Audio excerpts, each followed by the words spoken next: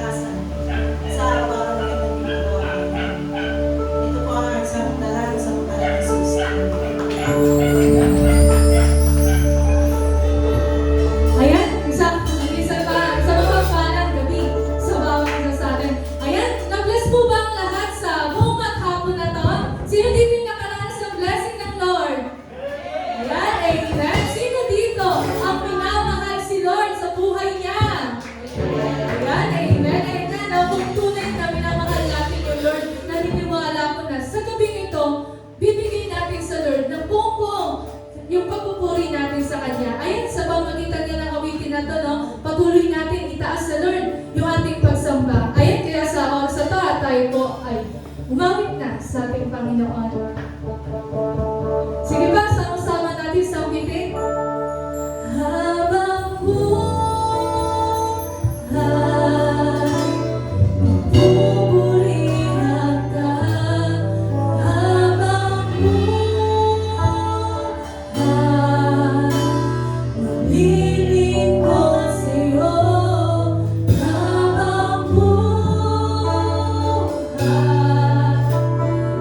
Give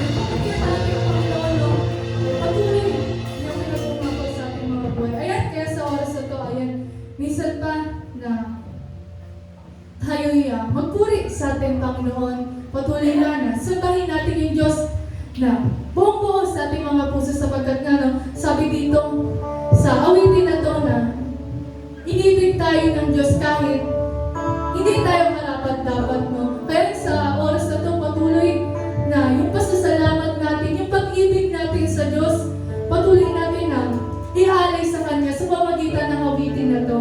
Ayan, kaya sa oras na to po, minsan pa tayong mag-alay ng papuri sa ating Diyos.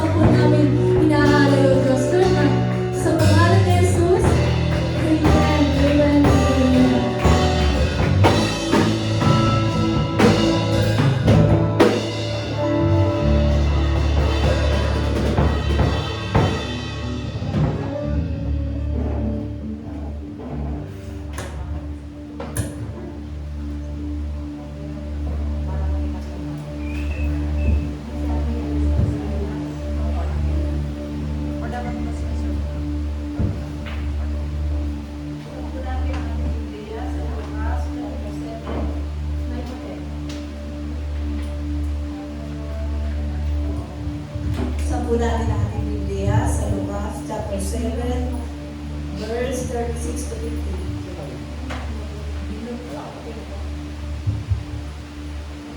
50. Inuusan ng pabango ang mga paa ni Jesus. Nanyahan si Jesus ang isa sa mga Pariseo upang makasalo niya. Pumunta naman siya sa bahay nito at dumulog sa kapag sa bayan yun na ay may isang babaeng makasalanan.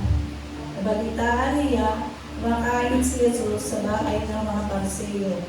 Kaya nagdala siya ng pabango na nasa sisidlan, alabastro. Umapit siya sa likuran ni Jesus at gawing paanan, umiyak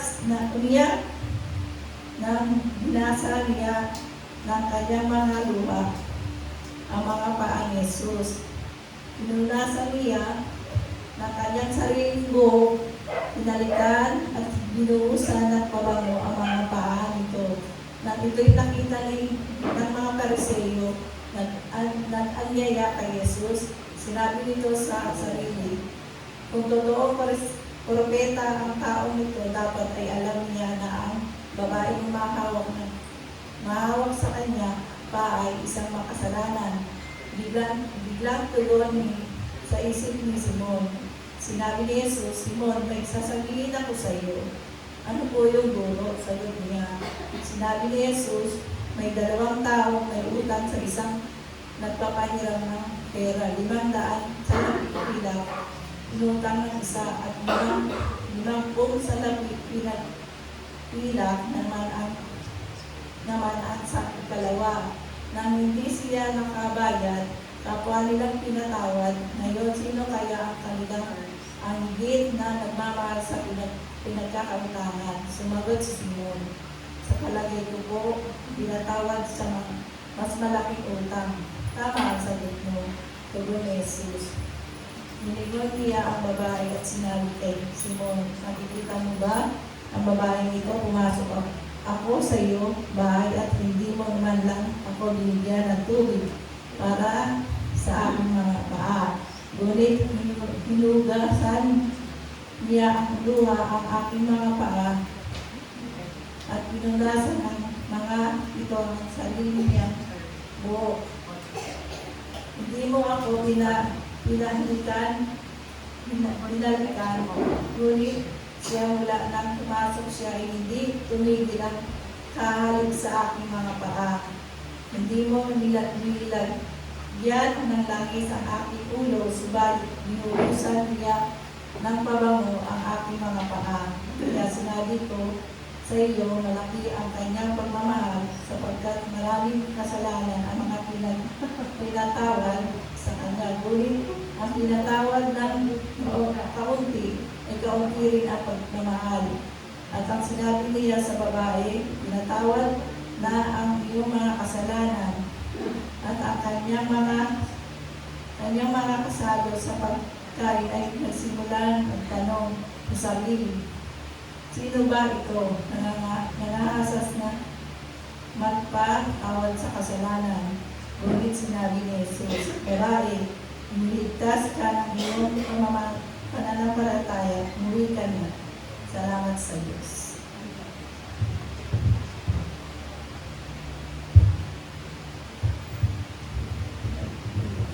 Yan po, nung isang pagpalang gabi po, tayo po ay manalangin. Aming Diyos na dakila at makapangyarihan sa lahat, purihin ka sa gabi po ito, sa iyong katakilaan at sa iyong kabutihan, sa iyong walang hanggang pag-ibig para sa amin, Panginoon, pagkat ikaw yung Diyos na lagi nagpapatawad, ikaw yung Diyos na lagi nagbibigay sa amin ng iyong masaganang habag, kaya kami narito sa iyong paanan, nagpapatuloy at sumasamba sa iyong dakilang pangalan. Panginoon, sinasabi niyo po yung aming mga puso, anumang karumihan na nasumpungan niyo po sa amin. Patuloy, Lord, na ang banal mong Espiritu ang siyang pagturo sa amin sa mga dapat naming lakaran at dapat namin ipamuhay ng naayon po sa iyong kalooban. Lord, tanggapin niyo po yung aming pagsamba, yung aming mga papuri na makapagbigay ng mabangong samyo sa iyong harapan. pagkat ang nais mo ay ang pusong sumasamba sa Espiritu at katotohanan. Kaya naman, Lord, sa mga mensahe po na iahayag niyo po sa aming kalagitnaan, mangusap po kayo, Panginoon. Tulungan niyo po kami buksan ang aming puso, ang aming isipan, ang aming mga mata, maging ang aming espiritu natutulog ng sa gayon, O Lord, magising po kami sa katotohanan na nalalapit na po yung muling pagbabalik at nais mo po na ang inyong mga lingkod ay mas maging matibay sa aming pananampalataya. Kaya naman, Lord, sa gabi pong ito, Ikaw, O Diyos, yung siyang pumalagitna sa amin, Ikaw ang mangusap sa puso po ng bawat isang narito. Aalis po kami, uuwi po kami mamaya, nabitbit ang pagpapalang spiritual na makakamtan po namin sa gabi pong ito. Dakilain ka, purihin ka, in this is our prayer. In Jesus' name, Amen, Amen, and Amen. So, akala ko po ngayon is February na. So, last Sunday po, in-announce ko na ang tema is about love. Masyado po akong nagmamadali. Ngayon po, no, by this time, siguro kalooban po ng Lord na maihayag yung mensahe po niya. And salamat din po sa mga line-up song kasi meron siyang connection about doon sa topic po for this month. And kung ating pong tatalakayin yung tungkol po sa pag-ibig, no, napaka-general po, napakalalim, napakalawak po, no, at iba-iba yung uri ng love, di ba? Kasi merong pag-ibig sa Diyos, merong pag-ibig sa tao o sa kapwa, like yung love mo sa opposite sex po, no? O kaya sa kaibigan mo, sa pamilya mo, okay po, no? And we will hear the Word of God sa gabi pong ito, but I choose to prepare a message about loving God. Yung pagmamahal, yun naman talaga yung mahalaga, no? Yung pagmamahal po natin sa Diyos, and yung pagmamahal natin sa kapwa natin, ano lang yun, kumbaga susunod na yun, it will follow. Okay po, no? And the title of the message po na inihanda ko po sa gabing ito, do you love me more than anyone? Ayan po, no? And kung tayo po ay Kristiyano, no? Kung nabasa niyo po yung story in the book of John, chapter 20, kung saan ang Panginoon ay naparito sa lupa and nagpakita po siya sa kanyang mga alagad. And one of the disciple po na kanyang kinausap ay si Peter. So, kung tayo po bilang Kristiyano, masabi ba natin sa Panginoong Jesucristo, katulad ng tinanong ng Panginoon kay Pedro 3 times, do you love me? 3 beses kung tinanong ng Panginoong Jesucristo, yung si Pedro po, no, do you love me? Then, ang sagot naman ni Peter, yes, Lord, you know that I love you. Diba? Yun yung sagot ni Peter. Pero alam niyo po sa atin, kung tayo po bilang mga lingkod ng Panginoon, madaling sabihin po, no, na, Lord, yes, Lord, you know I love you. Pero alam niyo po, ang totohanan sa buhay natin, sa buhay Kristiyano, minsan po, hindi naman araw-araw po, no, merong umaagaw ng atensyon natin. At parang, parang nagiging mas mahalaga pa sa Panginoong Jesucristo. O mas higit pang mas mahalaga sa Panginoon. So, alam niyo po yung relationship natin kay Christ, marami po dyan, marami umaaligi din na attention. Like yung work natin, yung studies nyo, yung anak nyo, yung pamilya nyo, o yung libangan nyo, o yung pag-aaral nyo po, o yung ambisyon natin sa buhay, na tumutukso sa atin para iwanan o gawing second priority lang ang Diyos sa buhay natin. Okay po, no? So, kaya sabi po dyan, merong katanungan po dyan. Ayan. Sabi po, next slide.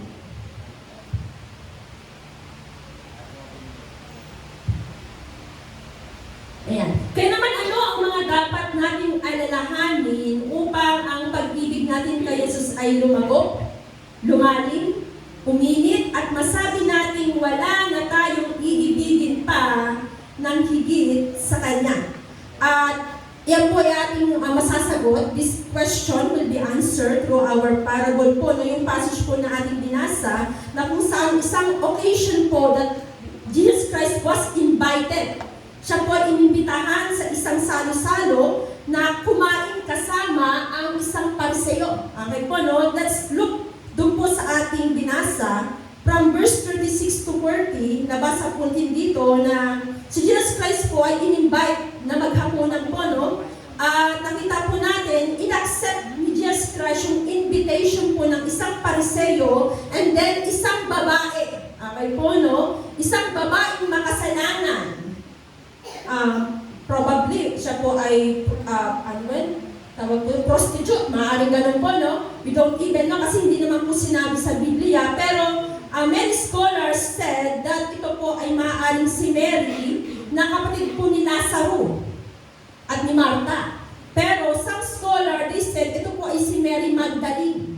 So, hindi po ma-identify kasi magkaibang person po sila, pero ang iba sinasabi, isang person lang. And we can see po, no, ano po yung dala ni Mary, ng babae pong makasalanan?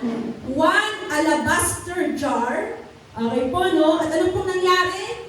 Okay po, tignan po natin yung story. No? Sino po yung mga characters? Jesus Christ, si Simon the Pharisee, at yung sinful woman. Nakita po natin, in the life of Jesus, si Jesus Christ, lagi po siyang, kumbaga, lagi siyang laging bukas eh. Open siya doon sa mga taong itinuturing na mababa at makasalanan.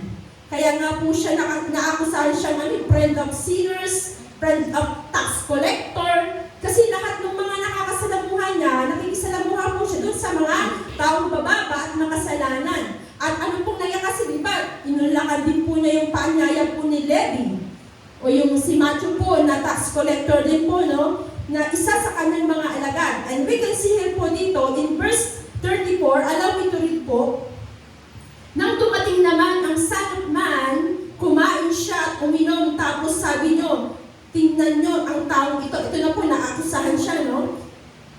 Matakaw at lasenggo, kaibigan ng mga tax collector at mga makasalanan. And in verse 35, pero nakikita ang tama ang wisdom ng Diyos sa mga taong tumatanggap nito. Nakita po natin na ipinapakita ni Jesus na mismo siya ay galing sa Diyos. Okay po, no? And we will read the following verses. In verse 36 po, pinaunlakan niya yung paanyaya ng isang Pariseo, si Simon po, the Pharisee, isang salo-salo po sa kanyang bahay. Ano po nangyari? Tandaan po natin, yung mga Pariseo, sila yung madalas na kumukontra sa Panginoong Hesukristo. Sila yung madalas na tumutuligsa sa Panginoong Hesukristo. But we can see here po, no, ano kaya yung motibo ni Simon? Bakit niya inimbitahan ng Panginoon? Para ano po ba? Marahil gusto niyang malaman bakit sikat ang Panginoong Hesukristo. Okay po, no? Kasi isa siya po sa pinakapangunahing palauhan. Doon po sa salo-salo na yun, sa handaan yung kasama, yung ilang mga Pharisees. And let's move on to the story. Tandaan po natin, ang Panginoong Hesukristo, naparito siya para po tawagin na magsisi ang mga makasalanan. Hindi siya naparito para sa mga matutuwid. Pati yung mga taong nag-aakalang mabuti sila, yung mga taong nag-aakalang napaka-religyoso nila, tulad ng mga Pariseyong ito, tandaan po natin, bukas ang paanyaya ng Panginoon Jesus sa lahat ng klase ng tao. Religious ka man, immoral ka man, na magkaroon ng ano po, ng love relationship with God. And we can see here po, no, lumaki ka man sa simbahan, masama ka mang anak, okay po, no? Tandaan po natin, di ba tinuro si Jasmine po, unagdaan ka man ng buhay mo sa kalahating taon sa buhay mo sa bilangguan, but you know, Jesus is calling every kind of people to have a love relationship with Him. Amen. So we can see here po, no, sa paanyaya po niya na lumapit sa kanya yung mga nabibigatan. In Matthew 11:28, come to me all of you who are heavy laden and I will give you rest. Then nung marinig ng babae makasalanan ito, yung imbitasyon ng Panginoon, pinanghawakan niya yung pangako, yung sinabi ng Panginoon. Nagsisi po siya, nagtiwala po siya, yung babae ito na tinatawag na makasalanan, maaaring prostitute. Okay po, no? Di ba? O adulterer, pero hindi tinitiyak. Wala naman pong sinabi. Sinabi lang makasalanan po, no? Nung pumasok po siya dun sa handaan, sa isang salo-salo, napatigil po yung kwentuhan, napatigil po yung tawanan po maaari ng mga tao po doon. Then, ano po nangyari? Diba? Natulala po lahat.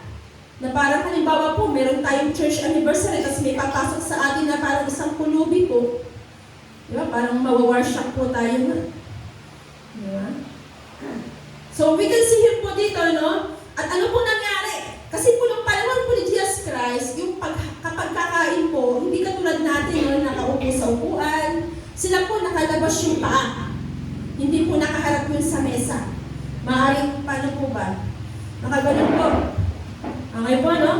So, yun po yung way kung paano kumakain ng Panginoon. So, kung nakalabas ang paa, ano po ginawa ng babae makasalanan? Umiyak po siya ng umiyak, binasa ng luha, yung paa ng Panginoon at pinangpahid po yung buhok niya. Bakit po umiyak yung babae makasalanan? Hindi dahil nakita niya po yung sarili niya na isang makasalanan. At maaaring yung kagalakan na naramdaman niya nung siya po ay binago ng Panginoon. So parang luha, parang ulan na walang tigil yung luha ng babae ito na pumatak dun sa paa, hinugasan ng paa ng Panginoon. Then suddenly, ano pong ginawa? Binuhusan po ng pabango. Alabaster jar. Okay po, no? And bakit po yung babae, paano na po napunasan po ng kanyang buhok? Kasi yung babae po, nun mahaba yung buhok niya. Simbolo po yun ng kanyang pagiging marumi. Okay po, no? Maruming babae. At ano pong ginawa ng babae? Paulit-ulit niya pong hiyalikan.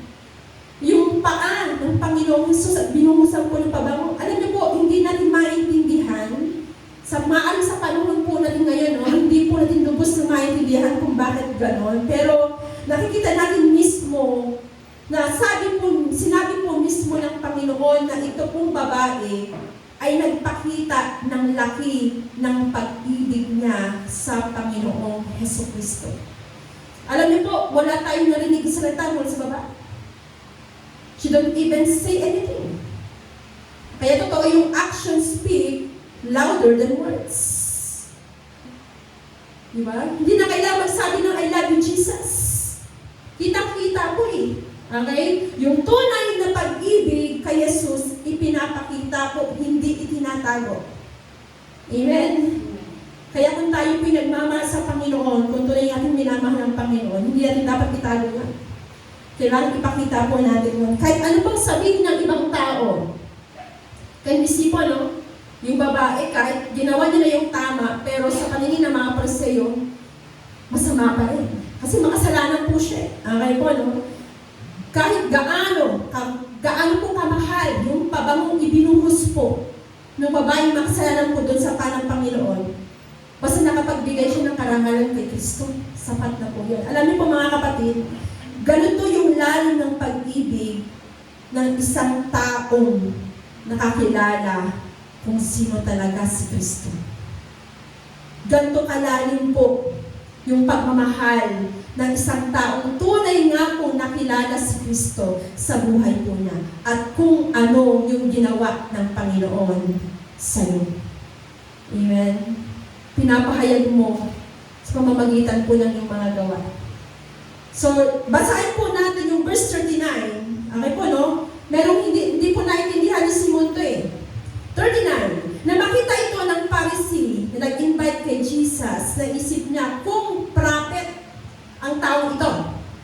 Dapat alam niyang makasalanan ang babaeng humahawak sa paa niya. Nag-judge na po siya, no? And talagang makita po natin na si Simon, hindi pa niya talaga kilala si Kristo. Okay po, no? Akala niya propeta lang. Kasi sabi dito, no? Kung prophet ang taong ito, dapat alam niyang makasalanan ang babaeng humahawak sa kanya. Pero pati pa nga yung pagiging propeta ng Panginoon, pinagdudahan po niya. Right? Okay po, no? So sabi niya sa loob-loob niya, yes. Propeta ba po? Nakikisama sa mga makasalanan? Bakit ganun yung mindset po niya? Bakit na hinahayaang lumapit yung mga makasalanan sa kanya, yung maruming babae? Kung ako nga iyon eh, baka mahawa pa ako sa kasalanan mo. Maaaring ganun yung mindset po ng Pharisee na yun. Okay po, no? Kaya nga po sinabi, okay po, no? Na ano po sabi sa verse 14? Sinabi ni Jesus sa kanya, Simon, may sasabihin ako sa iyo. Sumagot naman siya, sige po, teacher. Okay po. So ito na, ipapakita ng Panginoong Hesukristo kung sino pa talaga siya at ipapakita niya yung babaeng tinatawag ng makasalanan. Okay po, no? Ay siyang may tunay na pag-ibig sa kanya kaysa sa pariseyong ito na inaakala niyang matuwid sa kanya ang pagtrato kay Kristo pero parang isang ordinaryong bisita lang yung Panginoong Hesukristo para sa kanya. Tignan po natin, no? Nagbigay po ng parable ang Panginoon in verse 41 to 42. Tignan po natin, no? Yung settings po. May dalawang taong umutang ng pera. Yung isa umutang ng 500 silver coins. 50 naman ang inutang ng isa. Parehas silang hindi makabayad, kaya kinansel na lang nung nagpautang ang mga dapat nilang bayaran. Ito po yung tanong. Sino kaya ang mas magmamahal sa kanya? So, nung sinabi ng Panginoon sa Kristo yung parable na ito, nakikinig si Simon na mabuti. Okay po, no? Nagbigay ang Panginoon ng isang talinghaga, parable po, no? Isang kwentong nais niyang ipakita, na nais niyang ituro, okay po, no, sa kanya. Alam niyo, ano pong tanong? Sino kaya ang mas magmamahal sa kanya? Ano pong sagot ni Simon? Verse 43, sumagot si Simon, palagay ko po, yung mas malaki ang utang.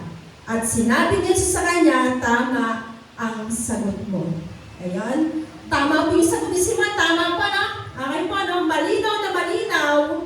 Sino po yung pinatawag niya ng mas malaki yung magmamahal po doon saan? Sa nagpautang. Okay? So, alam niyo po, nakita ni Simon yung kanyang posisyon po saan? Saan po nakita ni Simon yung kanyang posisyon? Doon po sa may malaki ang utang? O doon po sa mas maliit ang utang? Sa may mas maliit ang utang. Okay po, no? Dahil akala niya, mas matuwid siya, mas marami siyang alam sa kautusan. Okay po, no? Yun po yung akala, yun yung nakita niya sarili po niya. Okay po, no? Ang babae naman po, mas higit na malaki ang utang sa paningin po ni Simon. Pero ang punto po dito, hindi kung sino yung maliit at malaki. Tama po? Ang punto po dito, hindi kung sino yung may malaki at maliit na utang. O malaki o mas marami ang kasalanan. Makasalanan ng babae, tama po. Si Simon makasalanan, tama po. Akala niya lang hindi. Pero tandaan po natin, ang punto po nito, yung laki ng pagpapatawad ng Diyos. Amen? Yung lawak ng pagpapatawad ng Diyos. Alam niyo po, wala ni isa man sa atin ang kayang makabayad sa Diyos. Tama po? Religious ka man, immoral ka man, alam niyo po, patungo tayo lahat sa impyerno kung wala si Kristo. Lahat tayo patungo doon. Pero dahil kay Kristo, pinatawad niya po tayo, pinatawad yung lahat ng ating kasalanan, pinawalang bisa po yung naisulat po sa alintuntunin ng batas. Diba? Na ang kabayaran ng kasalanan, ano po? Kamatayan. Pati yung mga pananagutan, ang po na nakaugnay ito, pinawi lahat ito ng Panginoong sa Kristo. Doon po sa krus. Kaya tandaan po natin, kung hindi mo malinaw na makita yung laki ng pangangailangan mo kay Kristo, tulad ni Simon. Okay po, no? Na ang tingin niya lamang po sa Panginoong Jesus ay isang propeta lang, nagdududa pa nga siya, no? Kung tandaan po natin, kung hindi mo malinaw na nakikita ang laki ng iyong pangangailangan kay Kristo, tulad po ni Simon, hindi ganoon magiging kalaki ang pag-ibig mo kay Kristo. Naintindihan po natin? Kung hindi mo malinaw na nakikita yung laki ng pag-ibig po ng Diyos sa iyo, paano mo siya iibigin? Paano mo iibigin si Kristo na higit sa lahat? Naintindihan po natin? Kaya kailangan malinaw natin makita yung lawak ng pagmamahal ng Diyos sa atin. Para mas malawak din yung pag-ibig na ibigay natin sa Panginoon. Alam niyo po, huwag natin isipin na pagtanaw ng utang ng loob yon. Hindi po yun ang ibig kong sabihin, no? Huwag po natin isipin na pagtanaw ng utang na loob. Ang tanong ni Jesus dito kay Simon, alin sa kanila ang higit na magmamahal? Hindi po tinanong ng Panginoon, alin ang higit sa kanila ang tatanaw ng utang na loob? Hindi po yun. Okay po, no? So, tandaan po natin, kasi minsan meron yung ugali po ng mga Pilipino, ano mo yung utang na loob? Tama po, no? Ugali natin yun. Yung kapag may nagawa na mabuti sa atin, ay makakabawi rin ako sa'yo. Makakatanaw din ako ng utang na loob sa'yo. Pero alam niyo, hindi pala maganda yan. Lalo na po kung ilalagay natin sa relasyon po natin sa Diyos. Hindi po maganda yung kapatid. Akala po natin magandang ugali, pero hindi po. Ang tandaan po natin, ang laki ng ginawa ng Diyos para sa atin, hindi na natin kayang tumbasan pa ng mabubuting gawa. Bayad na lahat po yun. Amen? Hindi na po natin kaya pwedeng magsikap pa na bayaran yung utang natin. Hindi po. Tandaan po natin, wala na tayong utang. Sabi mo sa katabi mo, wala ka ng utang. Pero I think sa kapitbahay mo, baka meron pa. Okay po, no? Wala na tayong utang sa Diyos. Tandaan po natin yun. Alam niyo po gusto niya, ang gusto niya maging totoo yung pag-ibig natin sa Kanya. Amen? Maging totoo. Hindi pagtanaw lang ng utang na loob. Kung meron pong manliligaw sa inyo, kung meron halimbawang nanliligaw, at nasunog ang bahay mo, niligtas ka, syempre mamahalin mo yun, yung taong yun. Tama? Kasi niligtas ka niya. Then, kapag siya po ay uuwi ng bahay, ipagluluto mo siya ng pagkain, ng masarap na pagkain. At itanong sa'yo, bakit mo ginagawa para sa akin yan? Ano bang isasagot mo? Kasi naalala ko yung ginawa mo na naligtas mo ako sa sunog. Kaya tumatanaw lang ako ng utang na loob sa'yo. Yung ba sasabihin mo? O dahil mahal kita? Okay po, ganun po. Yung pagtanaw natin ng utang loob, wala po yun sa Panginoon. Amen? Bayad na po yung utang natin sa Panginoon, ginawa na po ng Panginoon sa Kristo. Kaya nga po, ang tanong, sino po ang higit na magmamahal sa Kanya? Yung mas malaki ang utang. Sino po yun? Yung babae, makasalanan. She loved much. Ang mo, no? Nagmahal siya. Ano po yung pinakita ng babae? Ito ang pag-ibig kay Jesus. Amen? Hindi tulad po ni Simon. Di ba? Yung pagmamahal po niya, akala niya siya yung bida. Pero in the end, siya po pala yung kontrabida. Okay po, no? Pansinin niyo po yung pagkukumpara, no? Sa verse 44 to 46, basahin po natin. Ito po, no? Tapos tumingin si Jesus sa babae at sinabi niya kay Simon, nakikita mo ba ang babaeng ito? Ito po yung may comparison po nangyari. Pumasok ako sa bahay mo, pero di mo man lang ako binigyan ng tubig para hugasan ng mga paa ko. Pero hinugasan niya ang mga ito ng mga luha niya at pinunasan ng buhok niya. Di ka man lang bumalik para i-greet ako, pero siya hindi pa tumigil sa paghalik sa mga paa ko simula nung pumasok ako. Di mo nilagyan ng oil ang ulo ko, pero binuhusan pa niya ng pabango ang mga paa ko. Nakita po yung comparison po, no, between Simon the Pharisee and the sinful woman. Napakalaki po ng kaibahan nila. Jesus made a comparison between these two persons. Alam niyo po, sana yung relasyon po natin kay Kristo po, no, hindi tulad ng kay Simon, na parang casual lang. Yung parang, lang po, pakikipag-usap sa Panginoon, parang kwentuhan lang, and after that, wala na po. Sana tulad ng babae, na hindi lang nagsasabi o kumakanta ng I love you, Jesus. Kundi kundi sa pamamagitan ng ministry na ginagawa mo, yung relasyon mo sa kapwa mo, sa pamilya mo, yung relasyon mo sa hindi mga mananampalataya, kitang-kita po dapat sa buhay po natin. Kitang-kitang sumisigaw tayo ng I love you, Jesus.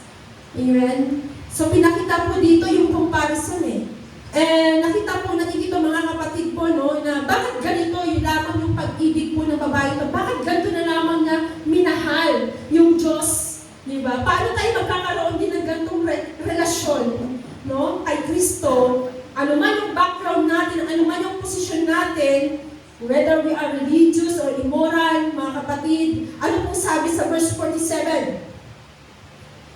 sinasabi ko sa'yo, ganyan kalaki ang pagmamahal na pinakita niya kasi pinatawad na ang kasalanan niya kahit gaano yun karami. Pero ang pinatawad sa kakaunti, konti lang din ang pagmamahal. Nakita po natin, no? Alam niyo po, itong babaeng ito, she experienced true forgiveness. Nakaranas po siya ng totoong pagpapatawad. That is why she loved much. Nagpakita siya ng matinding pag-ibig po sa Diyos. Bakit po? Sapagkat siya'y nagmahal ng malaki. Tandaan po natin, hindi yung kanyang pagmamahal ang dahilan kung bakit siya pinatawad. Okay po, no? Ang pagpapatawad sa kanya, yung dahilan kung bakit po siya nagmamahal. Naintindihan po natin? Malinaw po yun, kapatid. Yung love po niya was the proof. Ito yung pruweba that she experienced through forgiveness. At hindi ito dahil yung bunga. Malinaw po, kapatid, tulad ng una, ang pagpapatawad po ng Diyos bago ang pagmamahal natin sa Kanya. Forgiveness po nga ni God bago natin mahalin siya. Okay po, no? Pagkatapos patawarin po yung dalawang may utang. Okay po, no? Kaya tinanong po ng Panginoon, no? Sino ang higit na magmamahal sa Kanya? Sino po yung higit na magmamahal? Ano pong sagot ni Simon? Sino po yung sagot ni Simon? Yung may mas, ano po? Yung may mas malaki ang utang. Alam niyo po, una ang pag-ibig ng Diyos kaysa sa pag-ibig po natin sa Kanya. Kaya po mga kapatid, hindi ang pag-ibig ng Diyos yung nagligtas sa atin, yung nagpatawad sa atin, kundi si Kristo sa pamamagitan po ng pananampalataya. Kaya sabi niya po sa verse 15, pero sinabi ni Jesus sa babae, niligtas ka ng pananalig mo. Sige, umuwi ka na. Not her love, not what she did. Naligtas po siya saan? Sa pamamagitan po ng kanyang pananalig, ng kanyang pong pananampalataya. How will we apply the parable? Una po, alam niyo po, yung mga taong lumalapit sa Panginoon, sira ang buhay. They are messy people. Alam nila yung guilt ng kasalanan po sa buhay nila. But this parable remind us, next po, that the Lord is willing to forgive no matter the depth, gaano man ito kalaki o kaliit. Okay po. Sabi ko nga po kanina, hindi ang punto dito kung malaki o maliit ang utang, ang kasalanan. Ang punto po dito, yung laki ng pagpapatawad ng Diyos para sa atin. And the woman reminds us na gaano man siya babaeng makasalanan. Pero alam niyo po yung pag-ibig niya sa Diyos, napakatindi. Amen? Kaya nga po, with a greater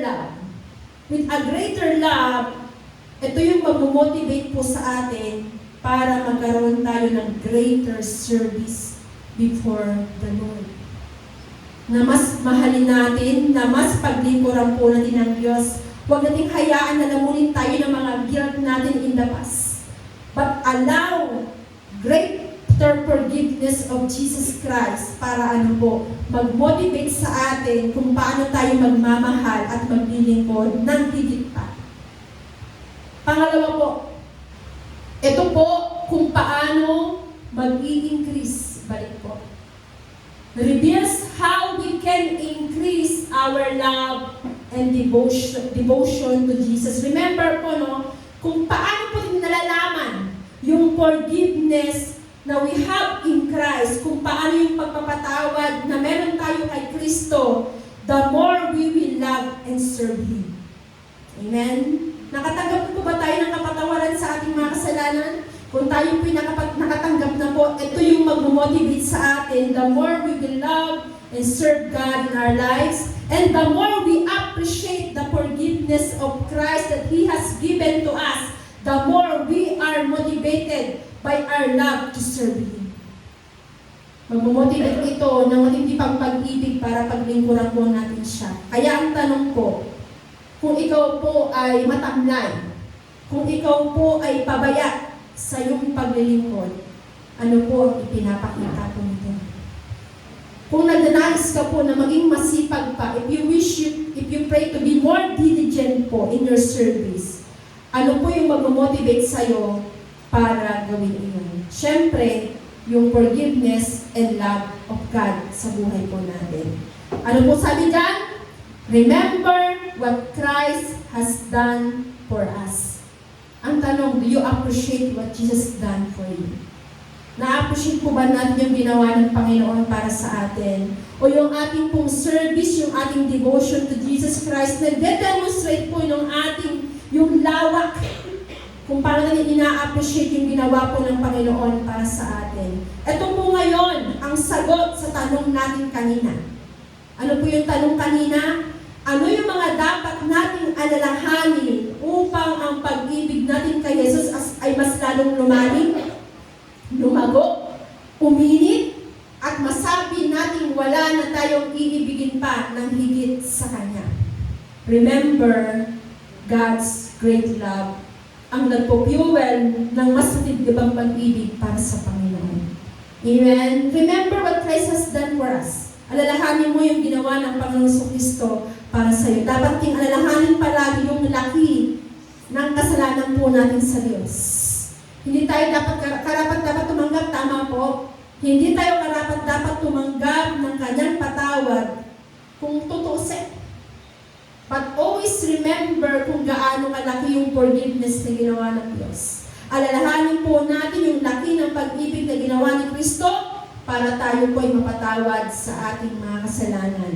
Lumalalim po yung pag-ibig natin kay Kristo, mga kapatid, kung palagi nating aalalahanin yung lalim ng pag-ibig ni Kristo o ng Diyos para po sa atin.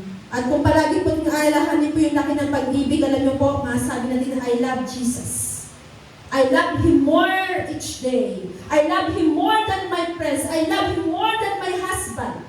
I love Him more than my wife. I love Him more than my children. I love Him more than my ministry. I love Him more than this church. Kung naiintindihan po natin yung laki ng pag-ibig ng Diyos para po sa atin. Sabi ng Panginoon, ang question niya, do you love me more than anyone? Ano po yung isasagot na atin? And for the last po, may mga katanungan po dyan. What is our devotion and service to Jesus' life? Tayo po ba, tinatrato po natin siya na katulad ni Simon? O yung pag-ibig po ba natin ay katulad po ng isang babaeng makasalanan? Minsan po, we fail to give the proper devotion to Jesus Christ. Pero po tayo minsan po sa mga bagay na yon. Kaya if you find yourself just like Simon, the Pharisee, na parang casual lang yung ating relasyon sa Panginoon, na parang kakwentuhan lang ang Panginoon, tandaan po natin, remember, alalahanin po natin laki ng pag-ibig ng Diyos sa atin. Ang tanong ng Panginoon, sino ang mas magmamahal ng malaki doon sa pinagkautangan? Yung taong may mas malaking utang. Alam niyo po, ang laki ng utang natin sa Lord. Ang laki ng kasalanan natin sa Panginoon. Kung nakikita po natin yung laki ng pagpapatawad ng Diyos, sana mag-urge ito sa atin na mas mahalin pa ang Diyos sa ating buhay. And ano pong sabi for the last, we need to reflect more on our true spiritual condition. So by this time po, tayo po ay nanalangin sa ating Panginoon. Kindly turn off the light po. And by this time po, let's evaluate po ourselves before God.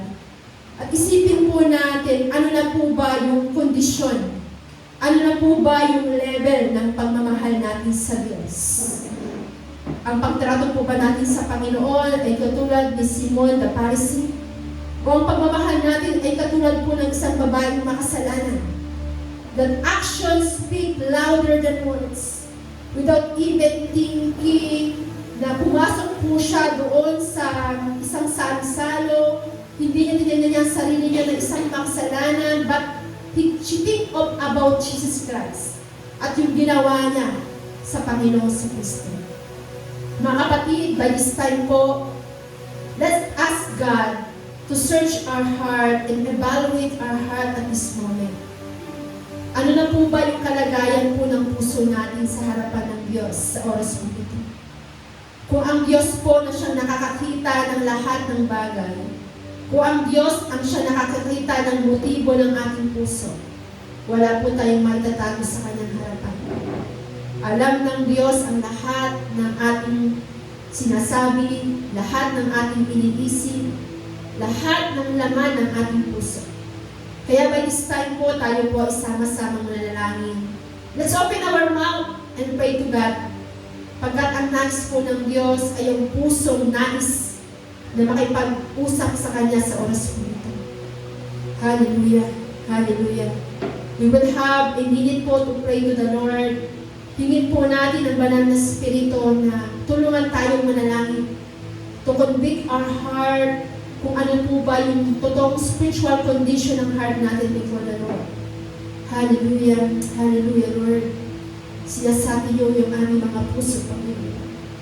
Tulungan niyo po kami, O Diyos, na malaman kung ano po yung kondisyon ng aming pagmamahal, ng aming pag-ibig sa iyo, Lord God.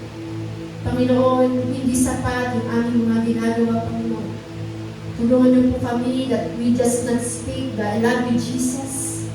Pero patuloy, Lord, na pinapakita po namin ito sa pamamagitan ng aming mga gawa. Panginoon, in this world, we are caught attention by so many things, Panginoon. Minsan ang puso namin na o-occupy po ng mga bagay na mundong ito, Lord God. And sometimes, disregard ka namin sa aming mga buhay. Pero Panginoon, sa oras pong ito, nililinig niyo po yung tinig ng bawat isa. Hindi man po kami magsalita, Panginoon. Tiguman ang aming bibig, but our heart is speaking to you right now. Ang puso namin, Panginoon, na nakipag-usap sa iyo, heart to heart, Panginoon. Tulungan niyo po kami, O Diyos. Ang pagbuka ng aming mga labi, Panginoon, narinig po ito, O Diyos.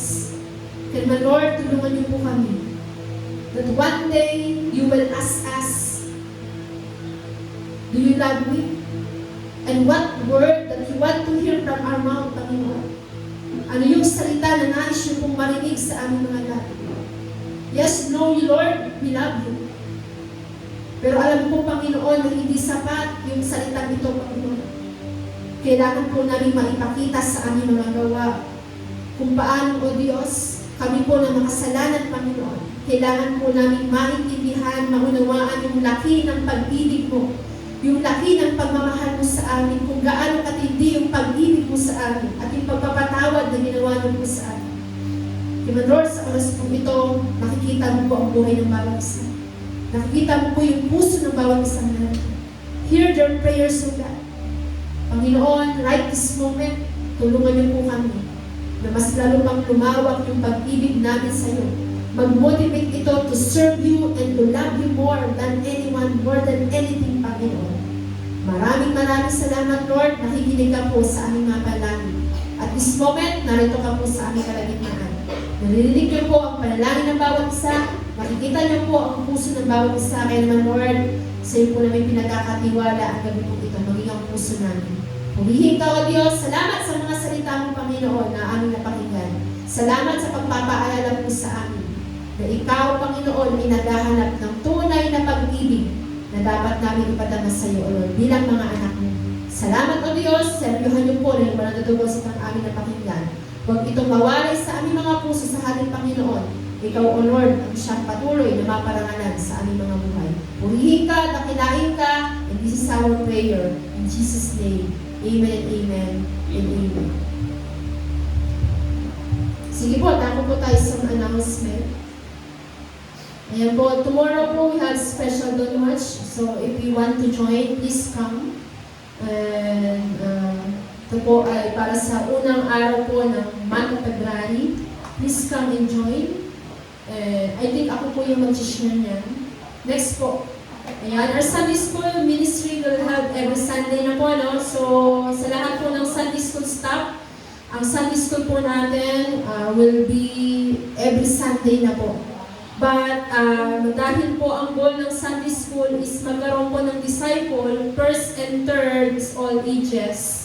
And second and third, ages 11 and above. So, ito po yung pagkakataon, and second and fourth Sunday, iyan po yung pagkakataon na makapag-disciple po kayo or makapag-build up tayo ng mga future young people po. No? So, nasa atin po yung katugunan ng goal na yan. Nasa atin po mga kamay. Amen? So, may pagkakataon na po kayo na makapag-disciple, makapili po kayo ng mga young people na gagamitin ng Panginoon in the near future. Next po. Starting on Sunday po, we will offer our first ground meal. Ito na po yung paglalagyan nyo po ng bigas na i-offer nyo po sa Panginoon. So, ilalagyan ko po ito ng sticker. For example, sa Gibo Family. So, starting na po on Sunday, actually, hindi nyo po ito babayaran. Kasi actually, binayaran ko po ito. Pero, dahil members po kayo, okay po, ito po ay, yun na po gagamitin starting on first Sunday of February for our first ground meal. Next po, sa lahat po ng nanay, we have outdoor fellowship po o cell group tomorrow at 1 o'clock p.m. Okay po. And BFY audition on Sunday in CBPC May. Ito po yung open sa mga senior high to college. Hindi ko po alam anong oras. 5 p.m. Okay po. Ito po ay open sa senior high and college po. Wala na po bang announcement? Bukas po ba may rehearsal po kayo? Wala po. So, lahat po ba ay available for church leaders meeting? Kung available po, o kung iba, ano po? Sige, usap na lang po mamaya.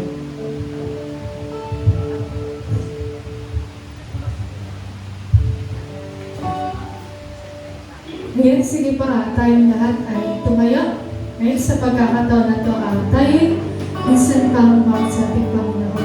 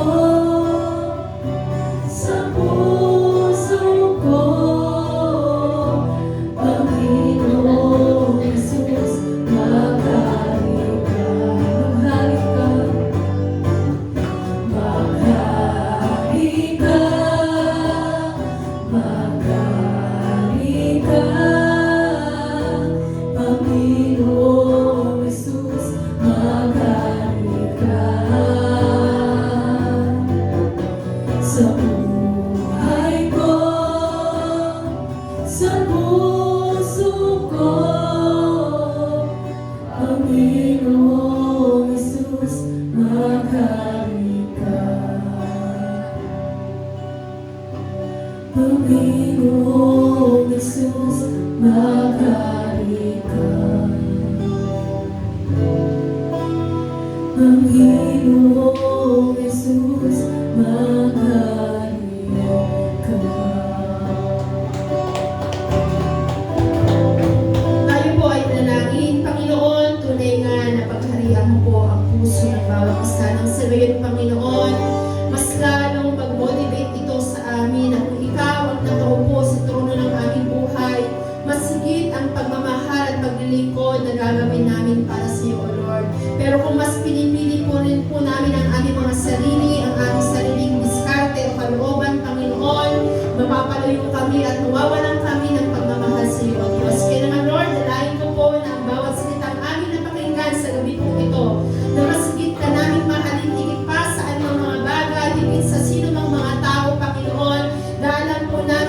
ay tanda ng pagiging isang tunay na lingkod mo at disipulo at alagad mo, Panginoon. Lord, we will love you more than anything or more than anyone, Panginoon. Hindi lamang po sa pamamagitan ng aming salita, kundi ipakita po namin sa aming mga gawa. Ang pagmamahal ay hindi dapat itinatago.